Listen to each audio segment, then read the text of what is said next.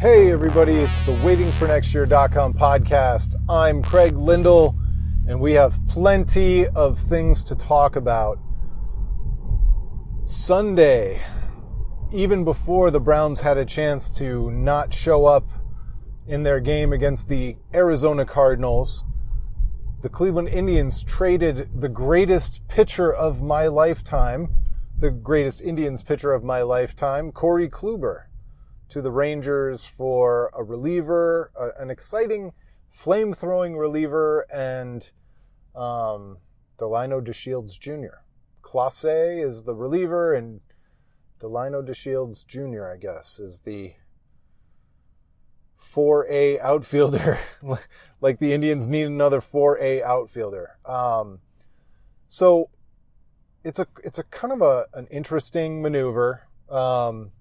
Because on the one hand, I think they might have actually waited a little bit too long to trade Corey Kluber if you're looking at it from a pure baseball standpoint and what he can deliver for the money that he was going to make.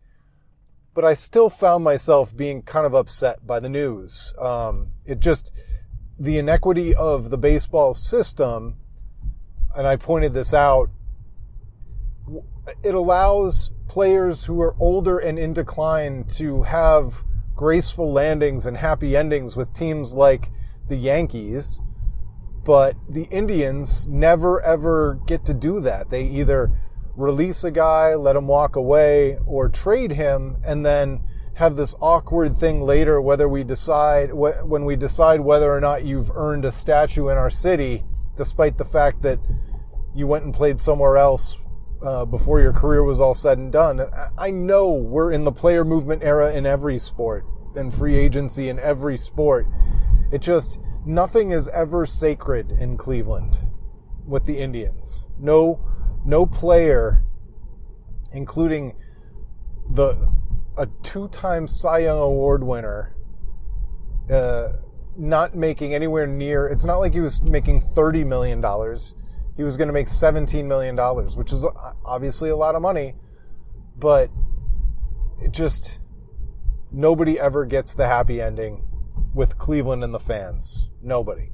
And if Corey Kluber can't, presumably Francisco Lindor can't either. And that's where I start to get really upset and bitter about the Cleveland Indians. And I get into these back and forths with fellow Indian supporters all the time, and it usually turns into a Republican versus Democrat thing where you can't talk about the existing president unless somebody has to point out the opposing political party.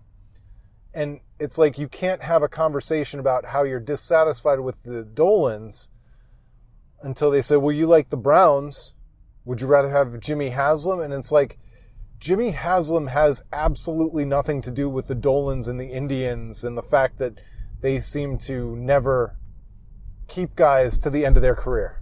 They refuse. They are. I know you're also not allowed to say that the Dolans are cheap, but I kind of think the Dolans are cheap. And I'm not saying it in a way like I don't think they should spend $300 million a year. But I do think in a contention window with a player like Francisco Lindor that you could justify getting up to the tax level, which is $200 million or so. Do I think they could afford that every year? No, of course not. Dan Gilbert lost money during certain years of the LeBron era, especially when he was over the tax line. And the fact is that I'm not mad at the Dolans because they don't have that funny money. But like, if you can't afford to be super duper competitive in major league sports, then you shouldn't own a team. And we're talking about a team, and I know payrolls have expanded and blown up since they bought the team. But when they bought the team, they'd been somewhere in the top 10 of payroll for 5 years in a row. And then the Dolans bought the team, and I think they had 1, maybe 2 seasons as they were lowering payroll, where they were in the top 10. And then they've averaged, since they fell out of the top 10, the Indians have averaged 22nd in payroll in major leagues over the rest of that time. 22nd. Even when they ponied up to $135 million in 2018 to chase the ring with Edwin Encarnacion and all those rich contracts, they got up to $135 million, which was 16th. And it's like, we're talking about a team that was so close to winning the World Series, but the last out was made by Michael Martinez.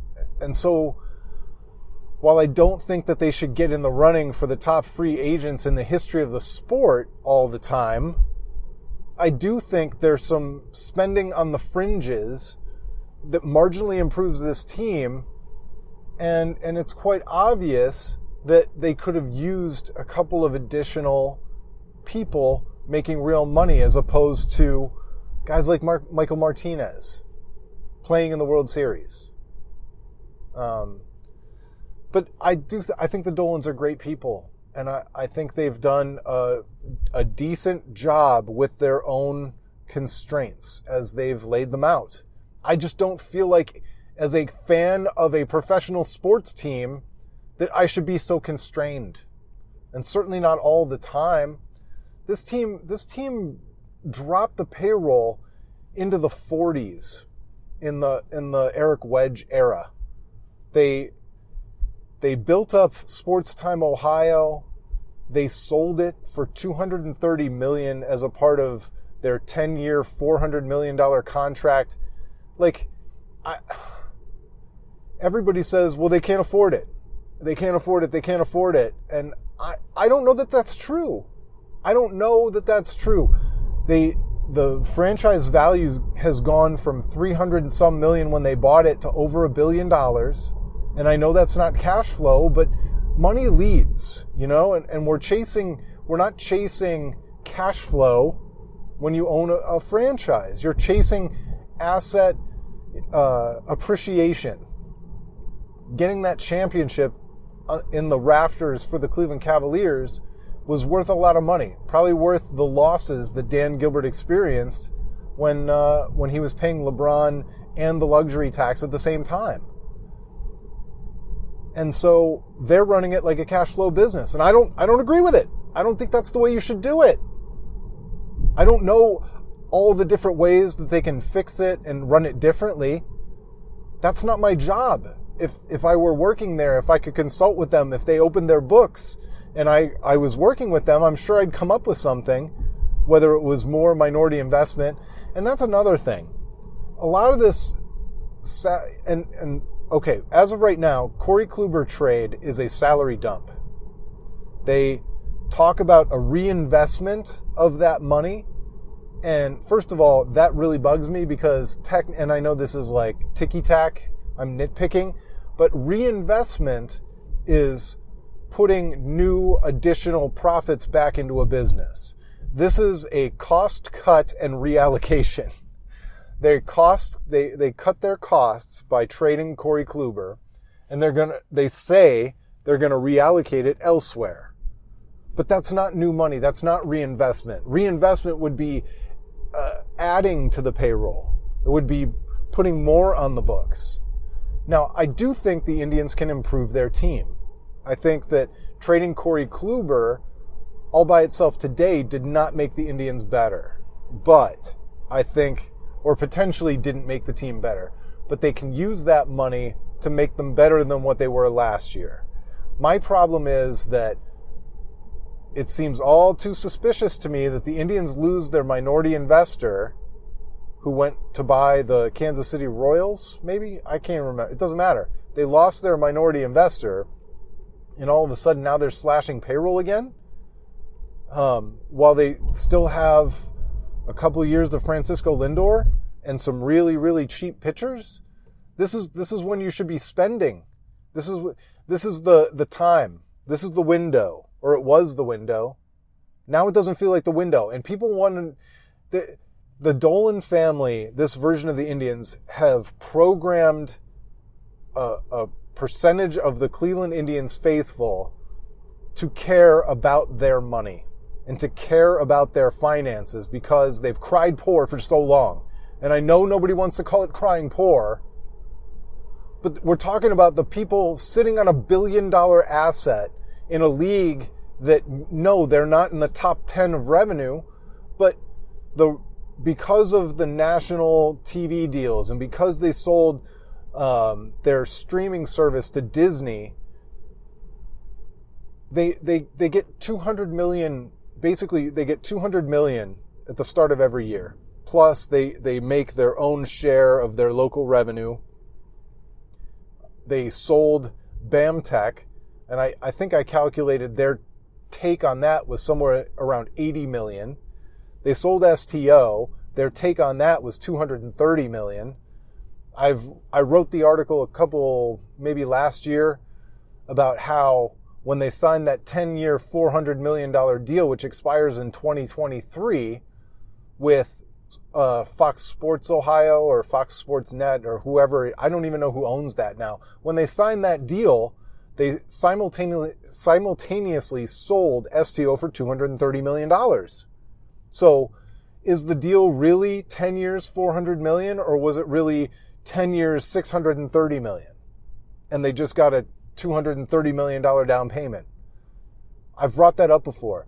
But the point is, like, I don't know why yes, the Indians have had some playoff runs. Yes, they've been better than the Browns. Other than LeBron James, they've been better than the Cavaliers.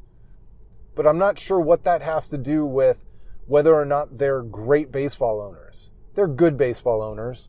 They also had 15 years where they only went to the playoffs 2 times before they finally kind of shook up their front office and got Terry Francona, and they started hitting on these pitchers. And kudos to them for continuing to reorganize and keep trying new things. But I just feel like after they came so close to winning the World Series in 2016, it wouldn't have killed them to extend even more, to put even more money into the payroll and 1 or 2 extra players, 1 or 2 fewer minor leaguers. And what they did to start off the season last year with all their kind of trial balloon players, the trial balloon roster, and being unwilling to call up Oscar Mercado and some of these other people, they wasted how many games at the beginning of the season? Yeah, they won 93, but it was grueling and it was ugly. It was tough to watch at times.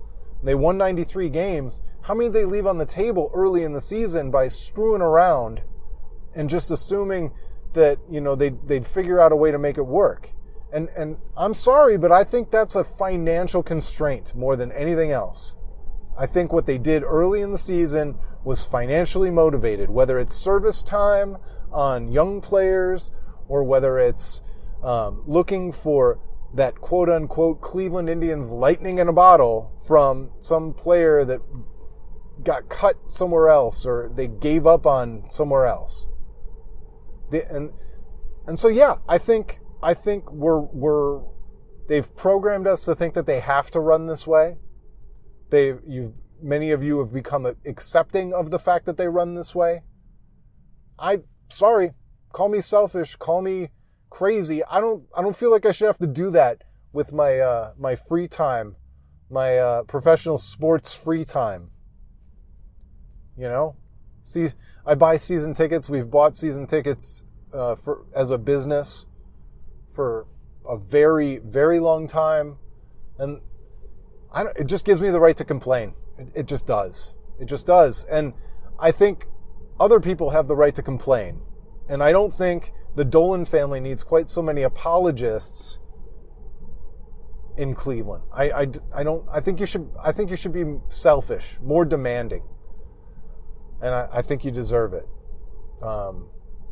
And yeah, they're better than the Haslam's. They run a better organization than the Haslam's. But so what? What does that have to do with anything? We're talking about the Indians. Let's talk about the Haslam's. Let's talk about the Browns. They go to Arizona. They lay one of the biggest eggs that they could possibly lay maybe the third or fourth egg that they've laid this season in terms of expectations. I think they were a 2.5 point favorite going into the game, and they just got obliterated. And I'm not even upset that the defense got gashed the way they did. I wish, obviously, that they'd stood up a little bit better to that running game. It was pretty unbelievable to give up 4 rushing touchdowns and get gashed for well over 100 yards the way they did. But this team, from a defensive standpoint, it's just had some rocky luck this year, whether it was Myles Garrett's suspension or the timing of the Jannard Avery trade right before the Myles Garrett suspension, and then Olivier Vernon getting hurt, and then whatever happened with Demarius Randall. It seems very unfortunate. And yes, they should have been able to play better against the Arizona Cardinals, but I think that side of the ball has shown more than the offense did. What really has me upset is the offense. The inability of them to show any kind of consistency. It, again, took them an entire quarter to really commit to the running game. Once again, they're not able to get the ball down the field at all. Baker Mayfield seems to be locking in on first options and missing bigger options down the field. Almost got intercepted again. Almost got intercepted another time. And on that out route to Jarvis Landry, where he tried to find Jarvis Landry on the out route on 3rd and 7 or something like that, he again had Odell Beckham open over the defense. Not over the entire defense, but over that part, over Jarvis Landry. And instead of making that play, he was locked in. He kind of got blinded to the options down the field. And so this is why I think they're missing. And, was it a particularly bad game for Freddie Kitchens? I mean, other than the fact that the offense just couldn't seem to get going, there wasn't any one giant mistake or something that we need to dissect based on decision making. But it continues a theme. This team got to the easy part of the schedule. They wasted too many opportunities, and they didn't seem ready at all when they headed to the West Coast. That, I know Denver's not on the West Coast, but anytime this team heads west, it seems like they have an inability to get focused and get ready to play.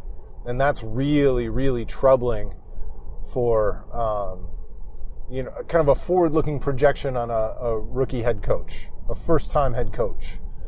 So I don't know where we go from here. The Ravens game this Sunday is going to be an utter disaster if this past week was any indication. Freddie Kitchens is coaching for his job, and it looks and sounds and feels like his team has quit on him. They don't care about his job. And Jarvis Landry, if the Browns had won more games this year, you'd look at Jarvis Landry getting into it with Kitchens on the sideline and just say, he's fiery. And you want guys who have that fire and want the ball. But in this case, it just serves to look like more dysfunction. David Njoku doesn't play.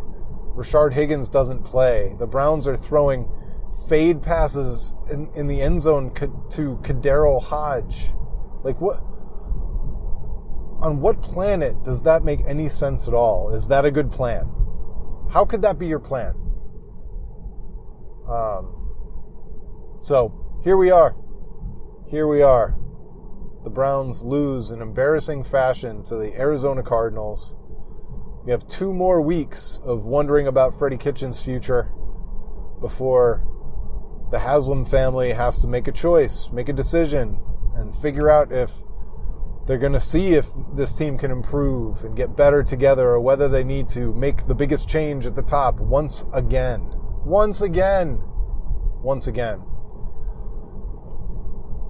And, someday we'll talk about the Cavs, but not today. Not today.